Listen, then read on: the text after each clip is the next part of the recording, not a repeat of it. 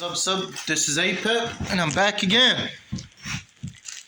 You know, it's a little dark in there. I decided to use the little black light right here, man. You know what I'm saying? So, let's see if you probably can see it better like that. You know what I'm saying? I got my little dragon on the altar right quick. That bringer of wisdom. So today, I got a new YouTube channel. I don't know, man. I'm just not really that well with technology, but I can do enough to make a YouTube channel. So here we go again. This is back on the 11 Monsters of Tiamat. If you want to look into the 11 Monsters of Tiamat, I'll recommend Sabita by Michael W. Ford. I recommend the Book of Inanna, the Queen of Heaven and Earth, and I welcome Mascom Whole. And if you want to learn some more Sumerian things, I'll recommend Necronomicon by Simon King. You know what I'm saying? So that's your Babylonian stuff. There's more, and there's probably much more deeper stuff that you could find. Fine. So today, this is part 1, 2, 3, 4, 5, 6, 7, 8. This is part 8. I did 7 on the old channel. It says 10th region of night. There's a bunch of channels that say 10th region of night with a snake on there. Those are my channels, and you can go back and look at those videos if you confused about what you're learning about now. So you get step by step. Girtablilu, Scorpion Man. And this is the sigil. I'm going to give you the sigil of the Scorpion Man. Okay, that's not too good. You can't barely see that. Okay, let me just turn on this light right quick so I can give you an image on what the Scorpion Man looks like. So this is the Scorpion Man. This is the sigil. And you could draw that.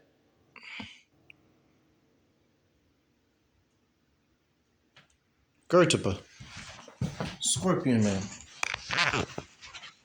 So here we go.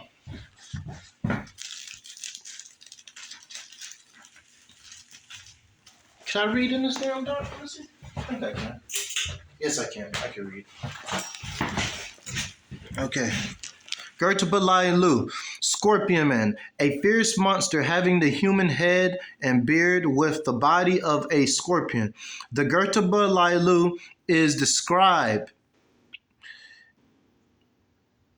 as bearing a terrifying Malimu, which drapes the mountains. The scorpion is related not only the heat of the sun, but yet also the underworld, fertility, and associated of the snake as well. As the scorpion is also an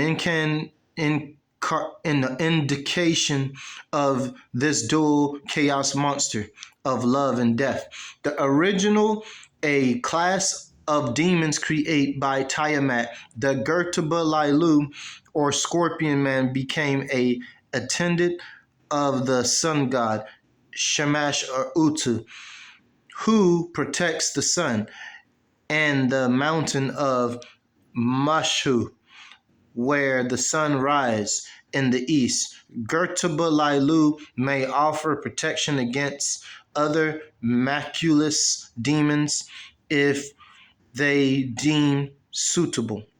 The Girtablilu appears as a bearded male who has the hind corners of a scorpion, a snake head, penis like Pazuzu, and sometimes bearing wings. The horn cap of divinity is also worn in some depictions. In the Epic of Gilgamesh, the Girtablilu is joined with his wife, a scorpion woman divinity as well. Girtablilu, who bears the fearsome Mlimu, Girtablilu may be perceived as a guardian of the cycles of the life and death, bringing the son of Shamash and Utu along with the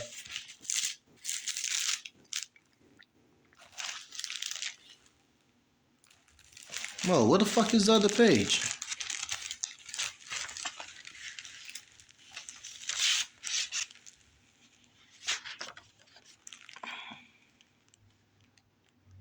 Stinging rays symbolizing by the scorpion's tail. Addition, the Kapasu may invoke the protection of the Girtablilu when seeking the strength to rise up each day in the period of struggles and hardship. Okay. Now it looks like I got this damn thing in the wrong fucking... Okay. I did put it in the wrong spot. Okay, I did.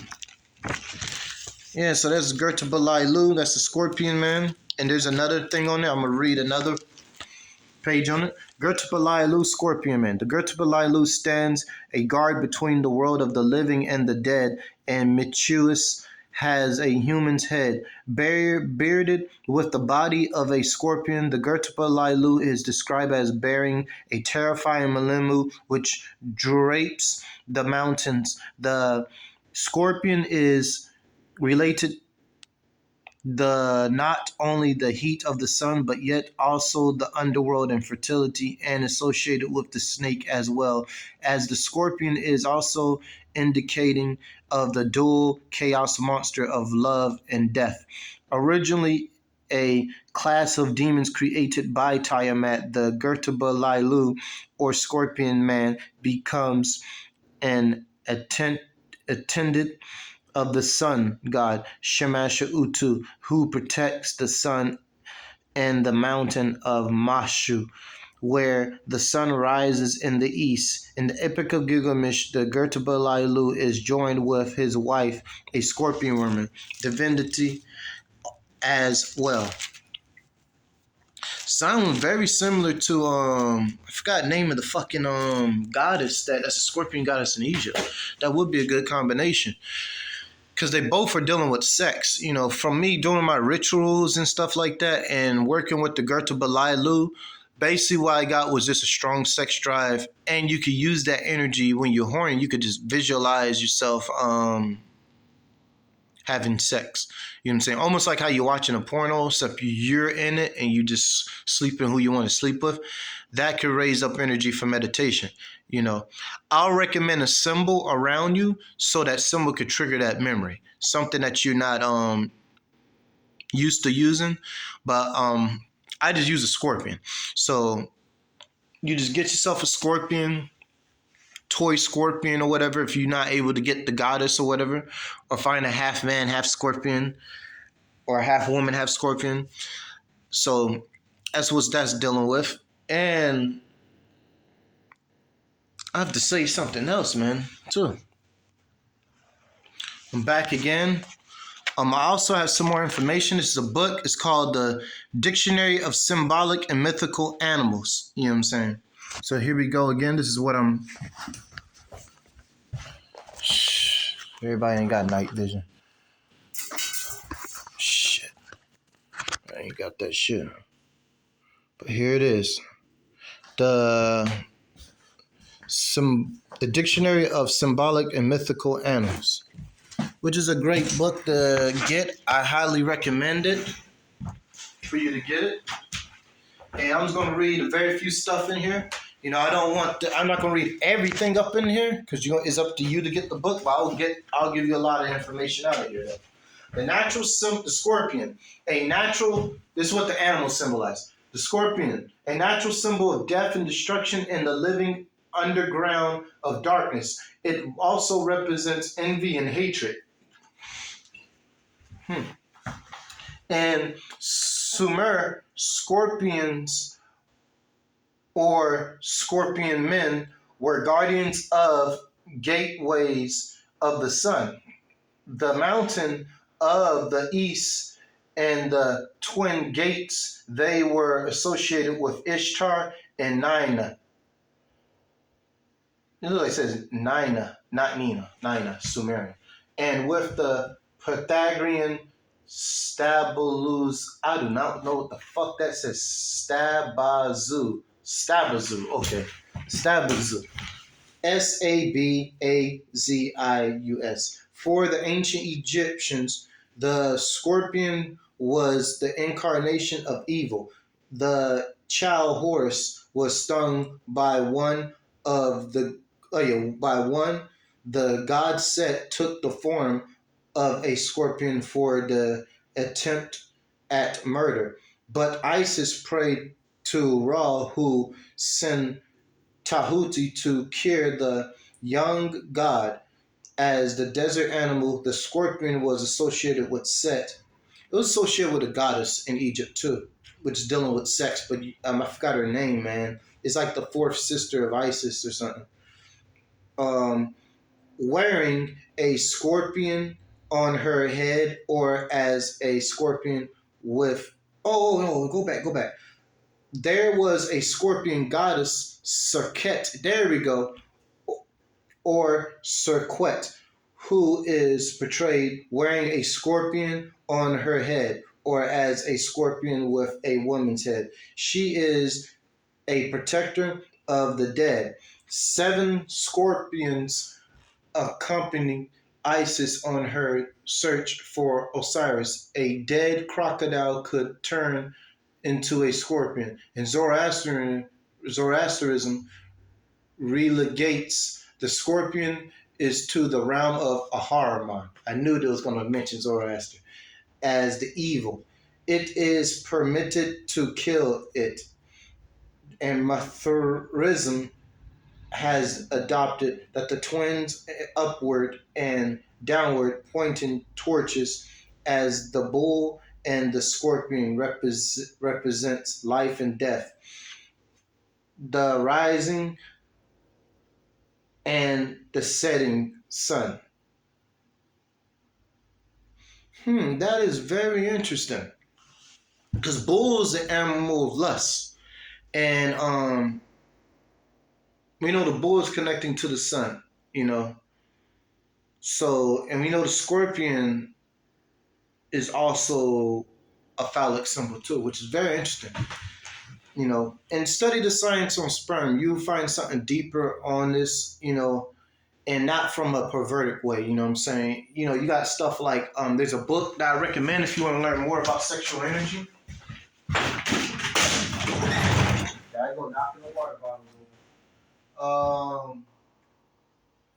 There we go, that's where it is.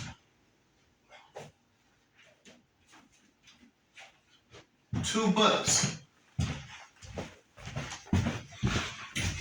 This is more aligned with the males, but it's to teach you to learn.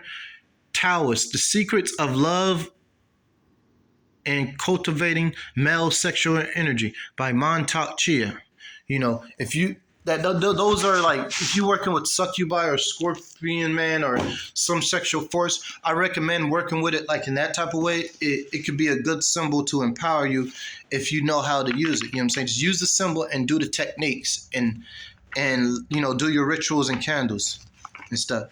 Another thing I recommend is Sexual Alchemy by Donald Tyson.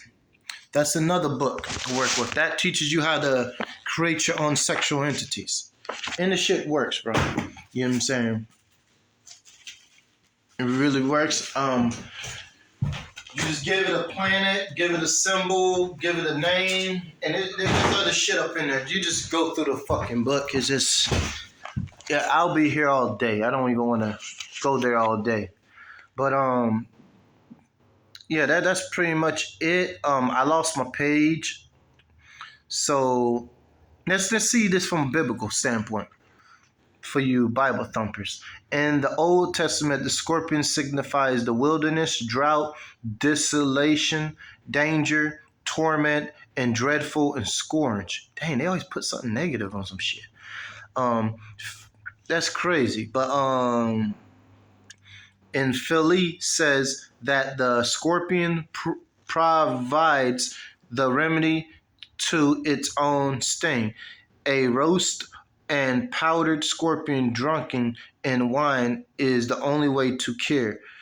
Orion was killed by a huge scorpion sent to prevent him from killing all the other animals, as he had boasted and he could.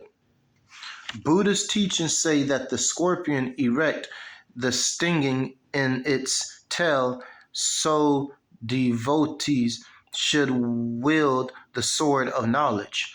It was said that to be stung by a scorpion and to survive was to be immune from hornet, wasp, and bee stings.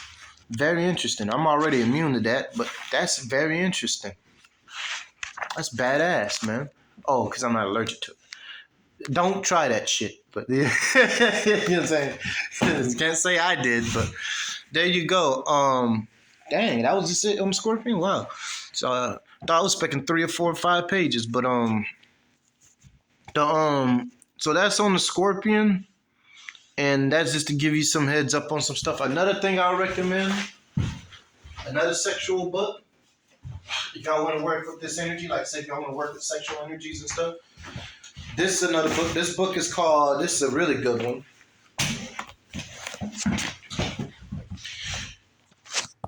Tantra, The Way of Action. A practical guide to its teachings and techniques. Francis King. Another book. I didn't read all of it. I skipped around and shit, but it has some information in here. You know. This one's called Tantra in the Cult of the Divine Feminine. Where the fuck I got divine from? Tantra in the Cult of the Feminine. So this is another one. And another book I recommend, really good book. Has succubi sigils and everything up in here, man. And they got these, man, I'm gonna get into them, man. The Psy and the Dre. But, because I already finished working with them. But I want to go through them again. But, this is, the Adumal, Luciferian Tantra and Sex Magic. So this is another sex magic book that you could work with. And that's all I have for now. So y'all be safe.